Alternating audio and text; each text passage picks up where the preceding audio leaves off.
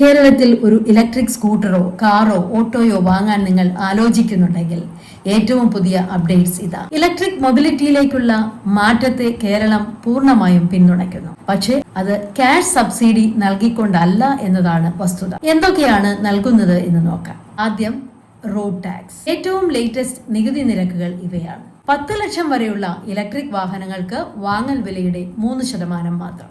10 ലക്ഷത്തിന് മുകളിൽ 20 ലക്ഷം വരെ വാങ്ങൽ വിലയുടെ 5% മാത്രം. 20 ലക്ഷത്തിന് മുകളിൽ 40 ലക്ഷം വരെ വാങ്ങൽ വിലയുടെ 10%മാണ് road tax.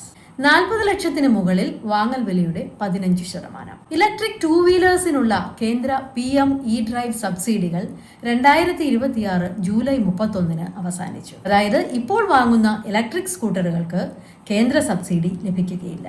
Electric കാറുകൾക്കും PM E-drive subsidy ലഭിക്കുകയില്ല. എന്നാൽ ഈ റിക്ഷകൾക്കും ഈ കാർട്ടുകൾക്കും PM ഇ-ഡ്രൈവ് 2028 മാർച്ച് 31 വരെ ഫണ്ടിന്റെ അവൈലബിലിറ്റി അനുസരിച്ച് സബ്സിഡി തുടരും. നിലവിൽ ഒരു വാഹനത്തിന് 12,500 രൂപ അല്ലെങ്കിൽ എക്സ് ഫാക്ടറി വിലയുടെ 15%, ഏതാണ് കുറവ് അത് ലഭിക്കും. എന്നാൽ ഓർക്കുക, L5 കാറ്റഗറിയിലുള്ള 3 വീലേഴ്സിനുള്ള ആനുകൂല്യം ഇനി ലഭ്യമല്ല.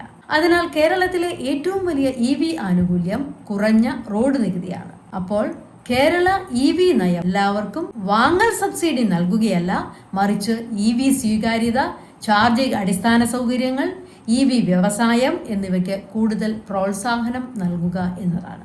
കൂടുതൽ പ്രധാനപ്പെട്ട കേരള, ഇന്ത്യ നയ അപ്ഡേറ്റുകൾക്കായി RVG ഇൻസൈറ്റ്സ് സന്ദർശിക്കുക.